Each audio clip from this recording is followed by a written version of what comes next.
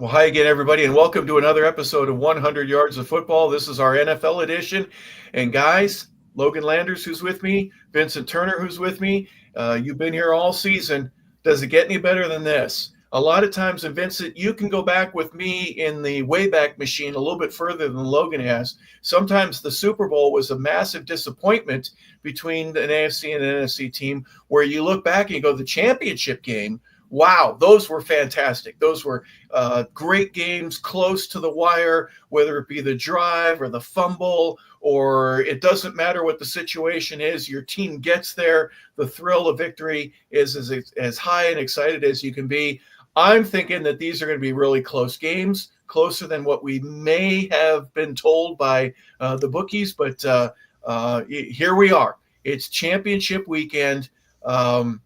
There's only four teams that are left, and each one of them is vying for a spot to get to New Orleans. And Vincent, you've been talking about it all year. The trip, pack your bags, get yourself ready to go. New Orleans is the destination. These two teams are just one game away. Vincent, first and foremost, your initial thoughts here on the path to get to the NFC and AFC championship.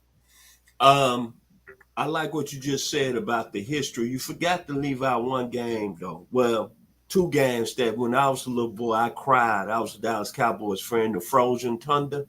Remember that game, Boxstar? And then 1966 when Dan Mariner threw that interception to Tom Brown in the end zone. Actually, that's when I became a Cowboys fan in 66. But I think these playoffs been magnificent. It's always going to be one team that you don't see getting there. I'm going to start with the NFC, and it's the Washington Commanders. Rookie quarterback. In my lifetime, I never seen a rookie get to the Super Bowl. Jaden Daniels out of LSU, by way out of the great state of California, where our host is from today, I know he's got to be proud. Man, you have played at an extremely high level. And I never thought I would see a rookie quarterback get to the Super Bowl. But let me tell you something, the Washington Commanders, I got a good chance because this young man is playing at a high level. Kudos to you, Dan Quinn. It didn't end well here in Atlanta, but I know a lot of Atlanta Falcons fans and the Falcon brass is over there saying, boy, did we make a mistake? Because remember, Mr. Quinn got y'all to the Super Bowl. This guy's getting the Commanders one game from getting there with a rookie quarterback and a good football team. The Philadelphia Eagles. We expected y'all to be in here. Saquon Barkley, I know they got to be hurting on Broadway. To the Giant Brass, how did y'all not use him when he was there, and how not y'all going to let him walk in the offseason? Saquon Barkley is having the playoffs of his life. And he's proven to me he's the best back in all of pro football right now. We could talk about Derrick Henry, but Mr. Henry is at home, or as they say, taking a vacation in Cancun. Now to the AFC. Gentlemen, Mr. LaBelle, Mr. Landers, it don't get no better. Respect on your name, Mr. Josh Allen, because leading up to this game, there was a lot of Lamar Jackson fans who were saying he was the MVP, and I was one of them. But let me tell you something, young man, out of the state of Wyoming, you balled out last week. You played at another level. Also to Mr. James Cook, Davin Cook's baby brother, out of the University of Georgia. Boy, the Bills have played awfully well. Now to my Kansas City Chiefs, who my father, 901, y'all give me one today. Chester picked the Kansas City Chiefs to get to the Super Bowl. I'm going to give it back to you, Hop. Give it back to you, Logan. But remember this. There's never been a team that's won 3 Super Bowls. This is special right here with the Kansas City Chiefs. And this haven't even been their best team yet. But I tell you what, Tom Brady is considered the GOAT, correct?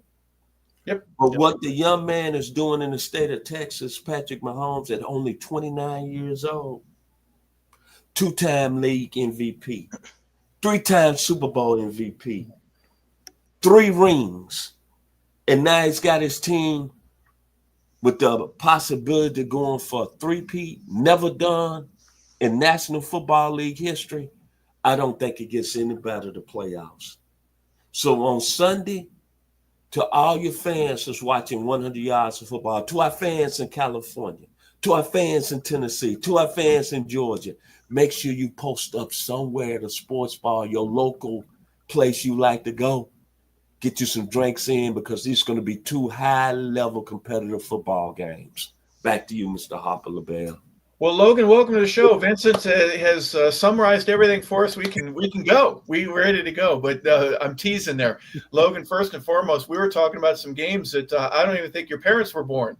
When we go back to the distant great championship games that have taken place in the past, but the history of the NFL, obviously, this is the weekend. It culminates. Obviously, the Super Bowl is where everybody wants to be, but to get there, you got to go through the teams in your conference, and this. Obviously, it is an important week in terms of the preparedness and everything coming.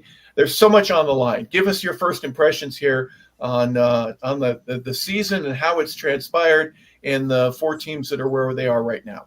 Yeah, I mean, Harf, we just did a video talking about college and talking about the playoffs, recapping all that. But, man, these NFL playoffs have been on par, if not next level, with that.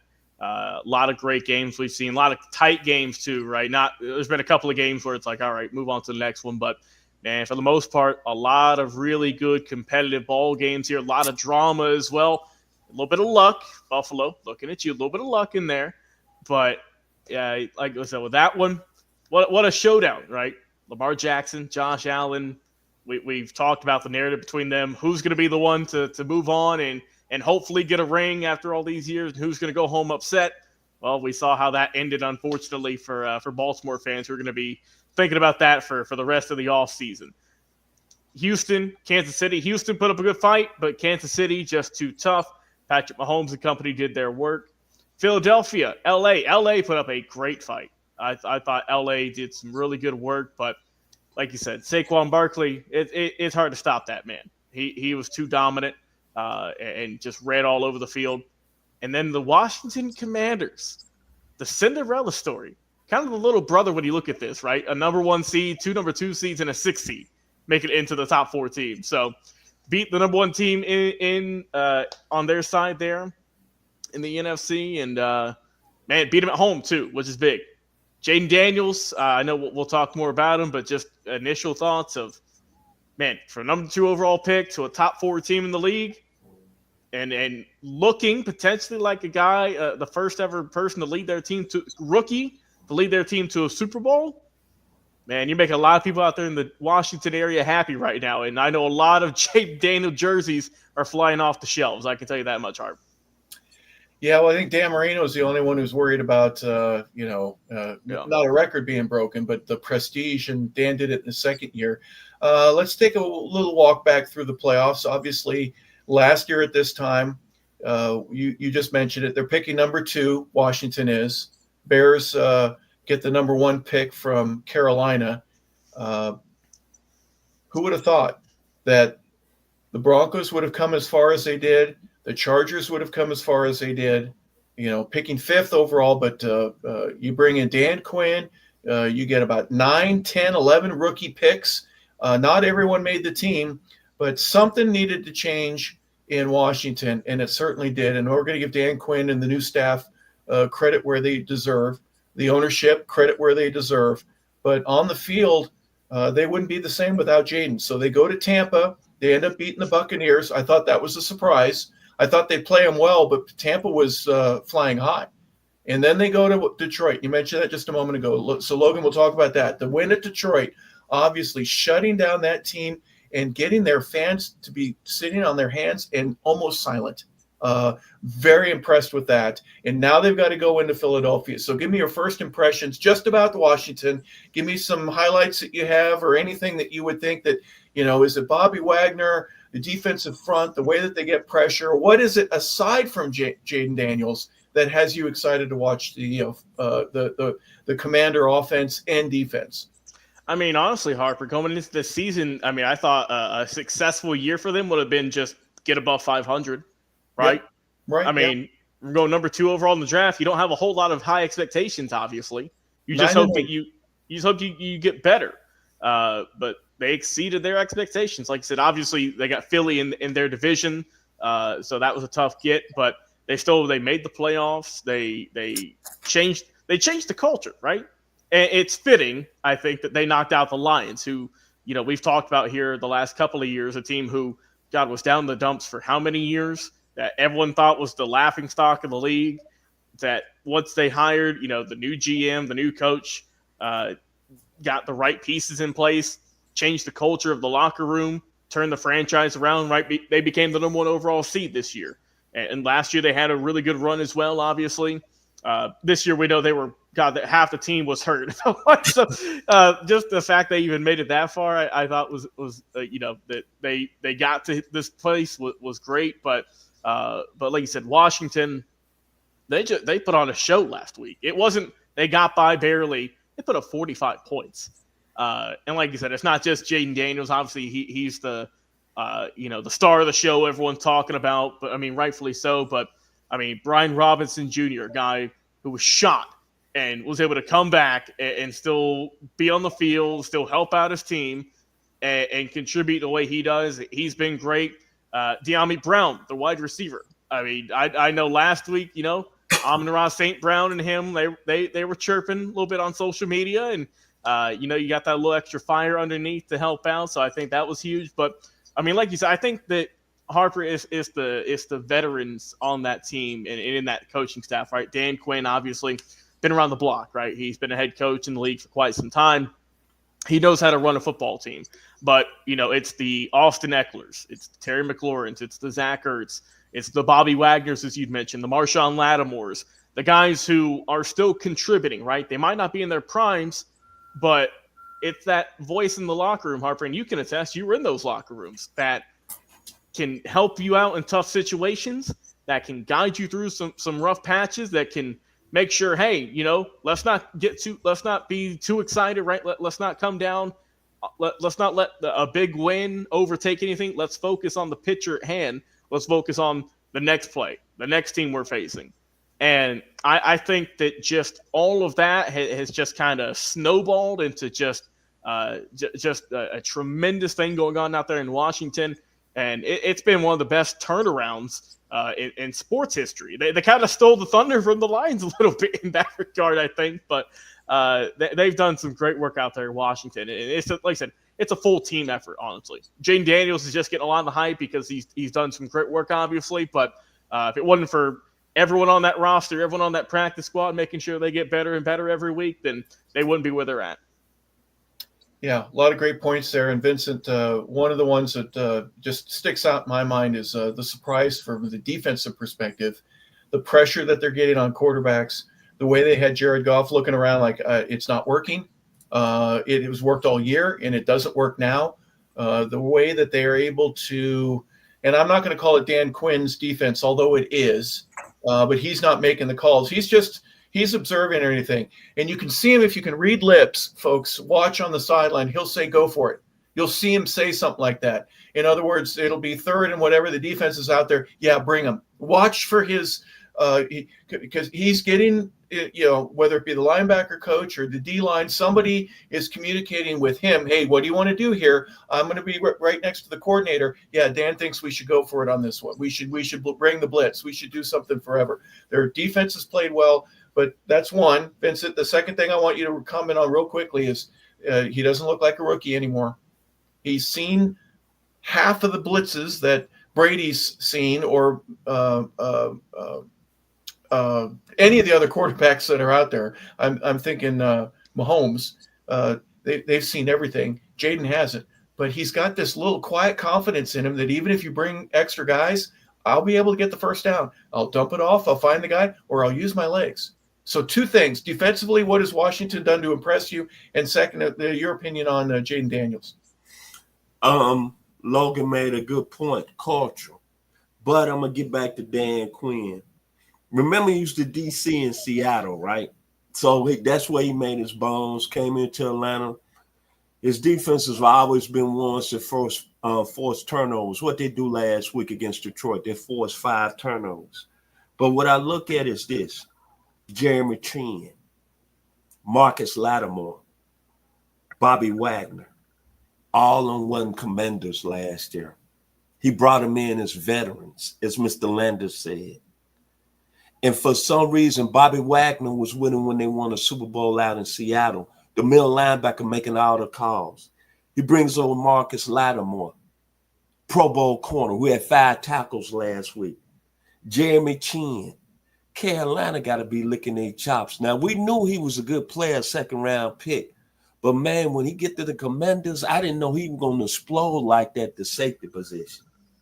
So you got to give credit, like you said, Hawk. He brought in the players that fit his system. And one other guy who was here in Atlanta who did nothing. Tell me how he's got Dante Fowler playing at a high level. Back to you, Hawk. Well, real impressed with a lot of the things that the Commanders have been able to do.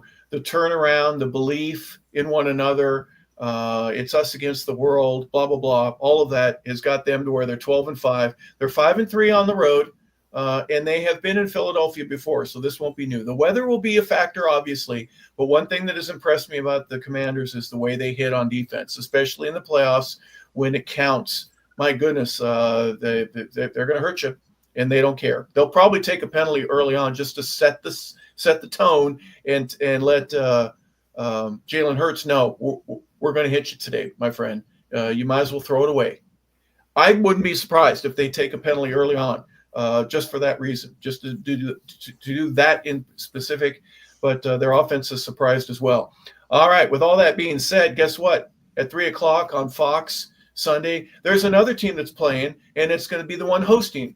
And Philadelphia is no easy place to play. The Link, hot dog wrappers, they're going to throw whistles, they're throw beer bottles at you, they're going to throw everything they can when you get off the bus.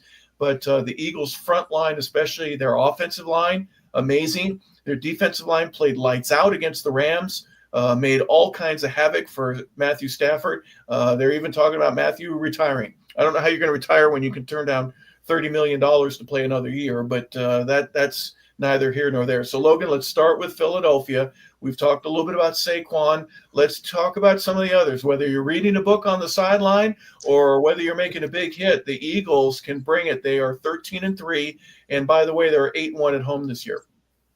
Yeah, I mean, Philadelphia, they've just found ways to get it done, right? That obviously you mentioned in the intro, the Giants. Man, what a mistake that was, in letting Saquon go for free. Also, right? It's not even like he got some draft picks. He's like, yeah, go ahead and go to our division rival. Why not?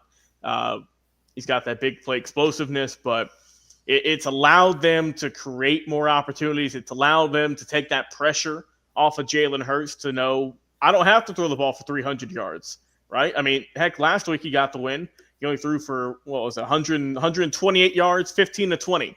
I mean, that normal game, you'd be like, man, that's not – what are you doing? That's nothing. But with the way they structured this roster and the dominance that Saquon's had, that'll get you to the next round, obviously.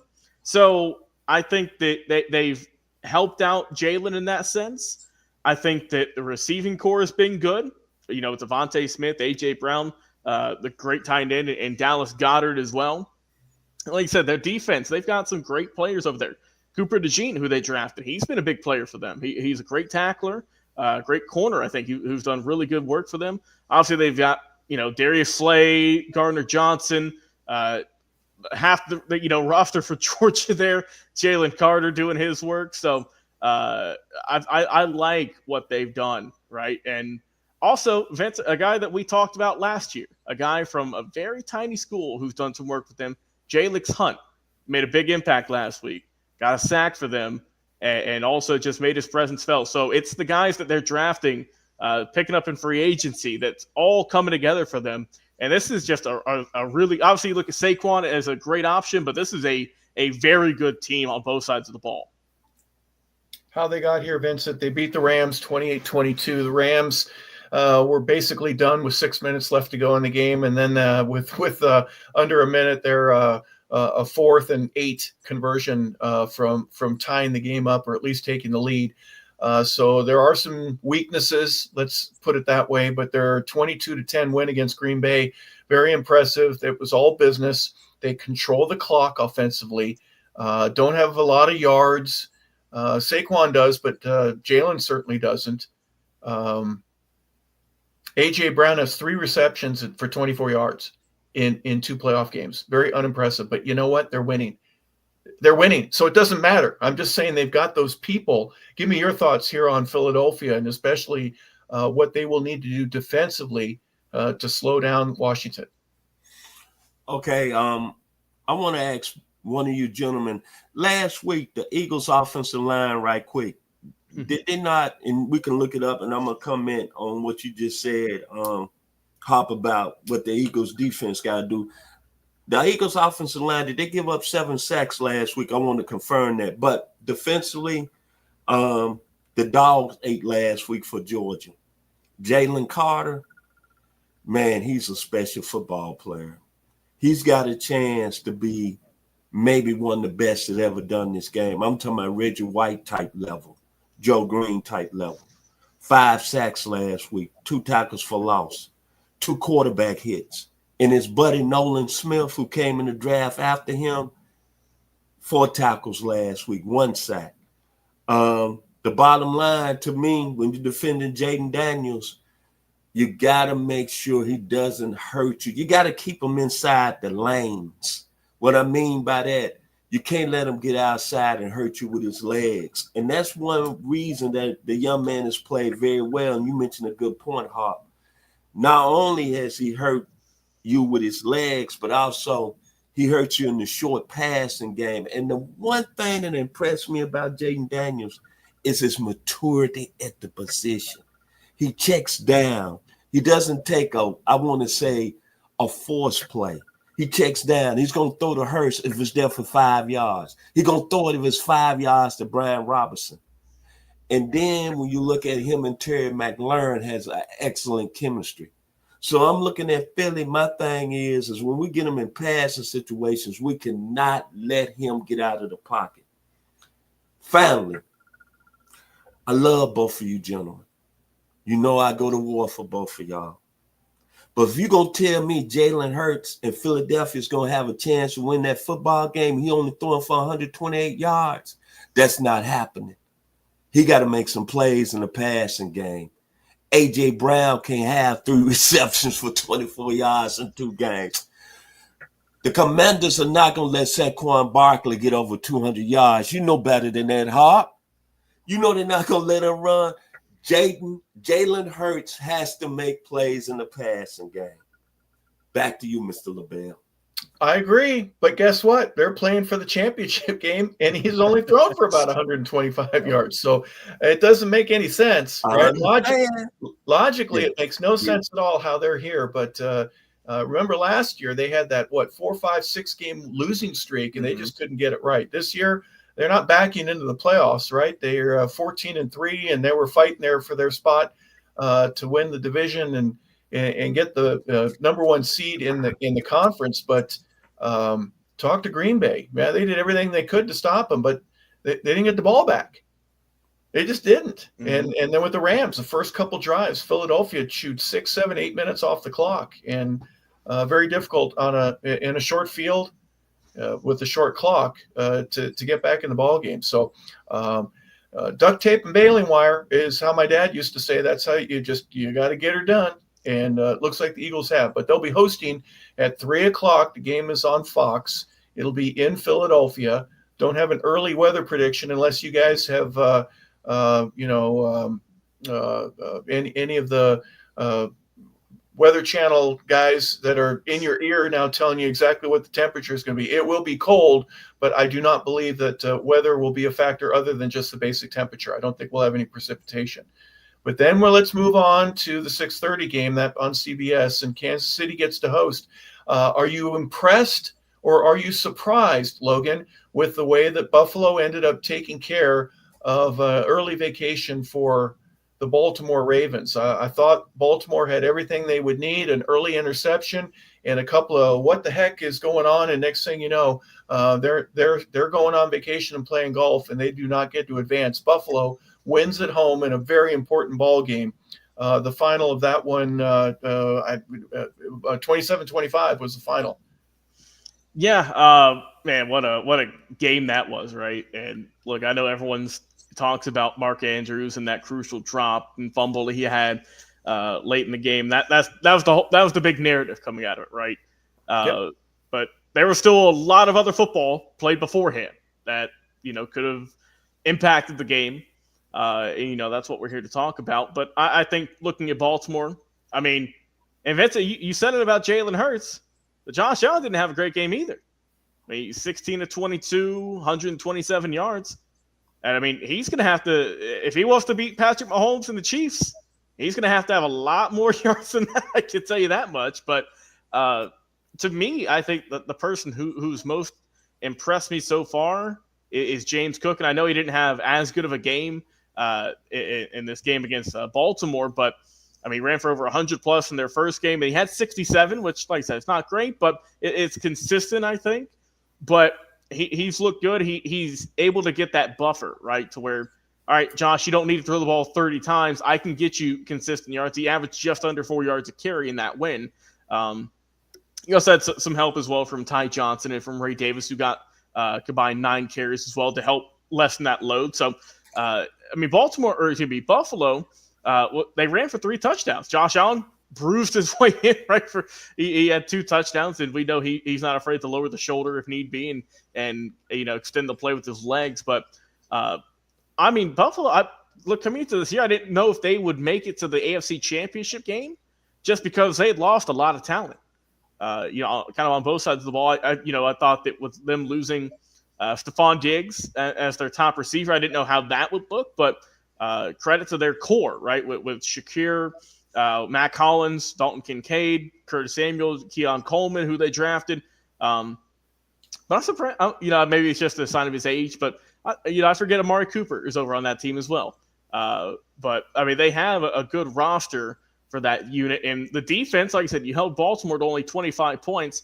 DeMar Hamlin, right? He had a great game against Baltimore. Got a sack, couple of tackles for loss. He was a big player. Obviously, Greg Russo made his name felt. Ed Oliver, Matt Milano. I mean, they got some really good talent over there, and they just found a way to win. Taylor Rapp as well, getting that interception in the game. But everyone, I can list all those names, all those stats, but all anyone's going to talk about, except for us, it's just Mark Andrews. It got that feeling in his stomach he's had for a couple days now. Logan, I'll stick with you. Real surprised for me how fast the defensive philosophy of the Bills in stopping short passes, 5 yards, bubble screens, everything like that. Everything that went wide and short, it seemed like Buffalo had an answer for, and they kept them to 2 or 3 yard gains instead of 8 to 10 yard gains. I was very impressed with the way they took out the deep pass, but they defended so well. I think their team speed. They said in the pregame and the postgame, even the offensive side, Josh Allen, they said that we're small and we don't have what it takes. Mm-hmm. I've never said they were small. I don't think the Ravens may have said they were small. Someone must have said it in some locker room, but I think they were a little butthurt about and they had their feelings offended. But they sure played well enough in spite of their size with the speed. Did you notice any of that in particular that was impressive to you? Yeah, I mean, this is, like you said, that was a big reason that the Ravens weren't able to take off and have those big explosive plays like we're used to. I mean, they held Derrick Henry to under 100 yards, which if you can do that, you have a great chance at winning. You held Lamar Jackson in check as well. He only ran the ball for 39 yards, which for Lamar Jackson ain't much. So you had to have him beat you with his arm. Like I said, Lamar had a fairly good game. Like I said, 254 passing yards, had 2 touchdowns, had 1 interception. But if you can limit the big play potential with Baltimore, if you can stop the run, and like you said, if you can make those plays that normally go for 7 to 9 yards become plays that go for 3 to 5, 3 to 4, you have a good chance at winning. And that's what they did because their speed. They have a lot of just very talented, quick players on their line, at their corners, at their linebacking spots. And that's crucial. That's what they're going to have to do pretty much again against KC. Obviously we know Patrick is a gunslinger and he can get it done with his arm, but if you can at least limit him to beating you over the top, beating you deep, and if you can take away that short game, right? If you can take away those throws to the flats, those curl routes, those slants for a couple of yards, that at least can help you out in facing a team that's been there 7 years in a row. Vincent, the Houston Texans go into Kansas City. They only score 14. They end up giving up another score. They couldn't stop Kelsey. What does Buffalo defensively need to do? We mentioned their speed, so that means that they're probably not as big. But can you imagine, the game is on the line and it's in the fourth quarter and the Bills just watching helplessly as Kansas City just trods down the field. We're not going to talk about Kansas City yet, but we saw Baltimore do that at the very end of the ball game, and everybody in Buffalo was going, well, oh my gosh, what the heck is going on right before our very eyes? They're going to tie this ball game up with a 2-point conversion. I think that's a major concern. Once speed gets tired, it's not as fast. So how does Buffalo maintain that we're still quicker than everybody else? We're going to bring a blitz in the fourth quarter and get Mahomes down and force a punt as opposed to getting a new set of downs and moving the sticks. You said it yourself. The key, I think, for Buffalo is not letting Patrick Mahomes make the plays out of pocket. The plays that break down, and he seemingly has a very successful rate of making those type of plays. Then, of course, I was very shocked that Travis Kelce had the game he had last week. 7 receptions, 117 yards. I think if I'm Buffalo and they got 2 real good safeties, Damar Hamlin, shouts out to you, brothers. You played excellent back on the field from what you came through. He played a very good game against the Ravens. Taylor Rapp, who was with the L.A. Rams and signed with Buffalo last year. I think the key of it is how one of those 2 gentlemen play against Travis Kelce and not let him have a game he had last week. Hey, Vincent, real quick, interrupt. What did you mean specifically about how you were shocked with Kelsey? Did you not expect him to have 7 receptions for 100 yards and the touchdown? Or was it, I can't believe he's still doing this one more time? Identify that a little more clearly for me so I understand what you mean. I'm going to tell you, I didn't believe he could still do it at a high level. Yeah. In that type of environment. I put it here 100%. I didn't think he'd have a game that would affect the outcome. And if you look at it, I think the other receiving group, I think they only had 1 reception. I think that was Xavier Worthy. But I didn't think Kelce would be much of the game plan, but I didn't think he was going to go over 100 yards receiving based on the fact that he hasn't really been playing up to that level until now. He really shocked me. But it tells me that he still got something in the tank when it's championship level. Back to you, Hawk. Yeah. I know he doesn't look like he hits the weight room like he used to. Thank you. He's got the girlfriend and all the other stuff. He's doing podcasts. Thank you. And, by the way, I do have how many rings? And I know how to do this. I still can get open. You want to double me? Go right ahead. And we'll get Xavier the ball. And Patrick will find a way to find me open. That's the thing about them that it fascinates me. So let's transition over to Kansas City. We mentioned that they had a first round against Houston. This will be a completely different ball game. The thing about this that I get, and it makes it a lot more interesting for me, this will almost be like a divisional game because they know each other so well. Buffalo, Kansas City, they go in earlier in the year, and it was cold. And Kansas City ends up losing there. I think they'll use a little bit of that as a chip on their shoulder. Plus, hey, guess what? We're at home and the Super Bowl's on the line. You need to beat us. In order to be the best, you got to beat the best, and you're not going to beat us. I think there's going to be a lot of that. Vincent, we'll start with you. What does Kansas City need to do to pursue and maintain their attempt at NFL history in terms of getting to another Super Bowl and winning the 3rd one in a row? Big-time players play big in big games. They playmakers got to play at a level. We know what Mr. Mahomes can do.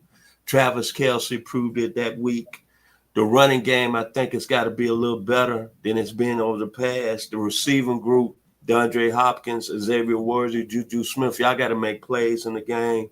The defense, to me, it's been their calling card this year. We haven't heard a lot about Chris Jones, but he might be one of the best that's played the game. The two safeties, Justin Reed. Some people are saying he's the best safety. Trent McDuffie has played at a high level. Steve Spagnuolo has had the defense playing real well, and they had 8 sacks last week against C.J. Stroud. To me, we throw everything else out. It's about your players who play big time. And you know this, Hawk. We could talk about the regular season. We could talk about everything else. But when you get to this level, this is where true champions come. This is what greatness is built on. This is why we have podcasts and shows like this, because we could talk about the players that played in this game and perform at a high level. It's that simple to me. Kansas City, they big-time players got to step up, and they got a lot on the line. Think about this, gentlemen. They will become the first team if they get to the Super Bowl to three-peat. And Patrick Mahomes is only 29 years old. Back to you, Mr. LaBelle. Well, a lot of interesting points, but the most important for me in terms of what is Kansas City doing now, their offense is kind of mediocre, guys. It's been, what are they ranked? 13th, 14th in the league. They're averaging 22 points a ball game, well below what we would expect out of a Mahomes, Andy Reid type offense. But defensively, 19.2 a game.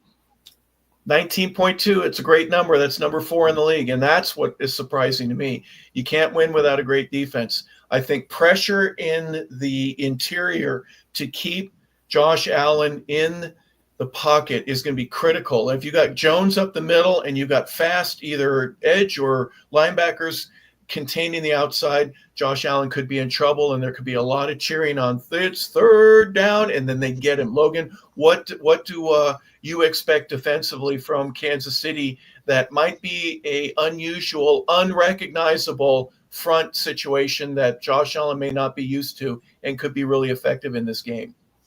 Yeah, I mean, I think if you can limit Josh, like you said, to just passing the ball, don't let him get out there with the runs. Like I said, he had the 2 touchdowns in the win last week, but we know if there's nothing in the pocket, he's not afraid to take off and get you a first down, get you a couple of yards. Yeah. And if you can limit that, if you can also make sure James Cook doesn't have a good performance, right? If you can stuff him at the line of scrimmage, if you can limit him to 50 some odd yards, then you're gonna have Josh Allen beat you with your arm, which he can. He's got a great arm. He's top quarterback in the league, but it helps your chances. Like I said, KC, we've said last year that their offense wasn't really what won them a championship. It was their defense.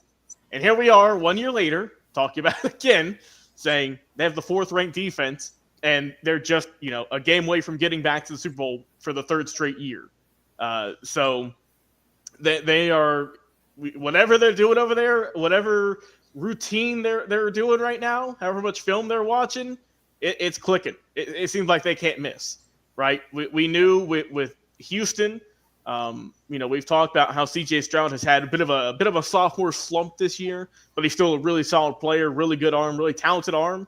One of the best arms just in the playoffs this year, just in terms of being able to throw the ball.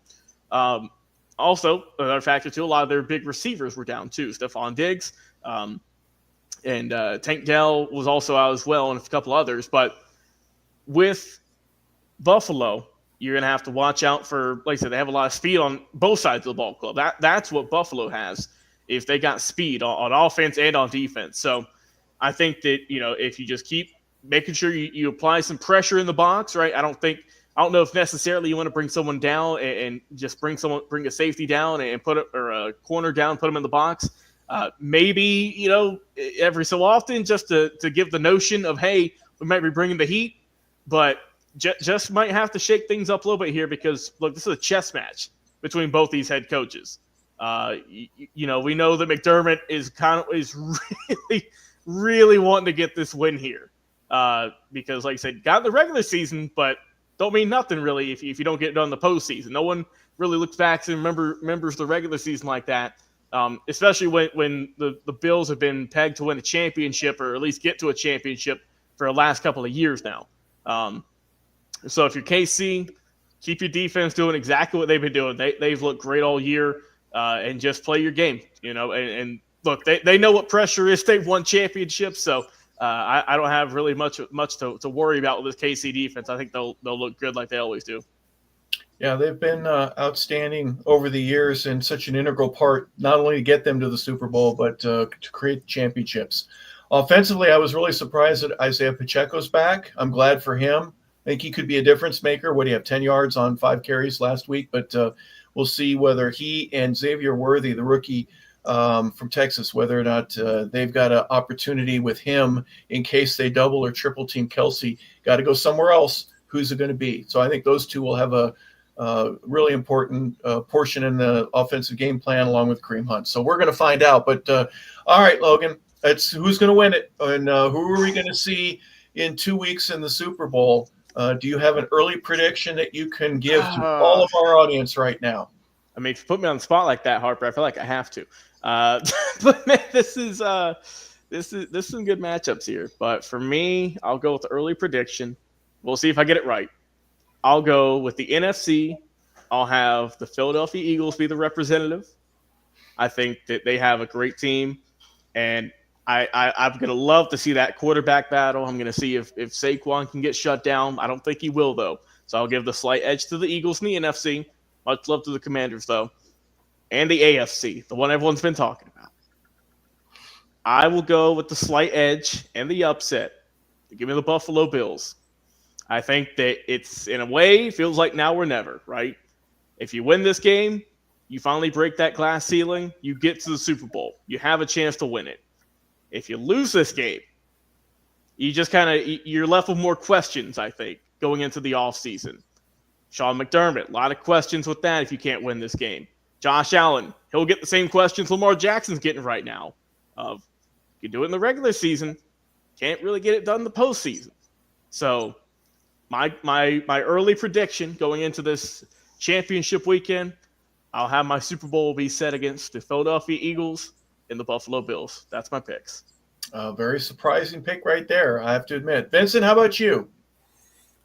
I'm going to keep it short and sweet. Which quarterback plays well in the Washington and Philadelphia game? I'm going to take the quarterback.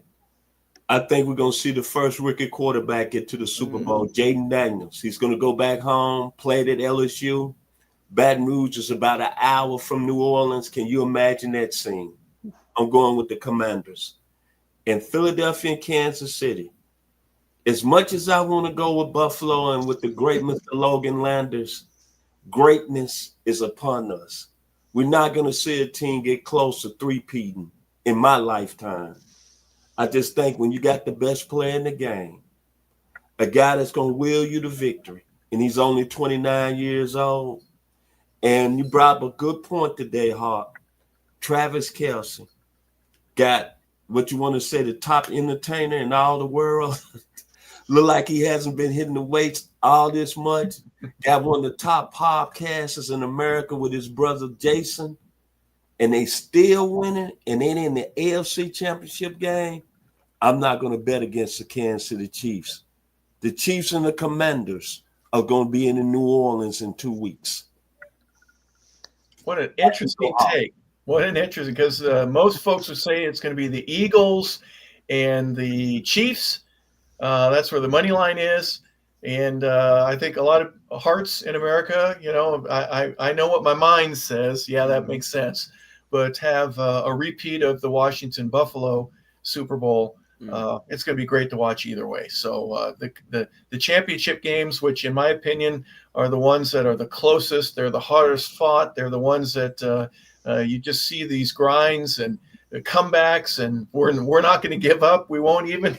No, I'm gonna hold on as tight as I possibly can. So interesting predictions there. Logan says it's going to be the Eagles and the Bills, and Vincent says it's going to be the Commanders and the Chiefs. Who knows? We're going to find out, though. But we want to thank everybody for tuning in to the show. We appreciate you being a part of it. Let us know what your predictions are and what you think is going to be. We would love to hear that as well on the Facebook channel that we have, or on Twitter, whether or not it be a part of YouTube. We appreciate you tuning into the show regardless, but let us know what you think. By all means, we want to hear what you have to say. So I'm Harper LaBelle for Vincent Turner and for Logan Landers. This has been 100 Yards of Football, the NFL playoffs. There's just one more game after this weekend, so we look forward to that. So anyways, have a great day, everybody. We thank you for tuning into the show. Have a fantastic day.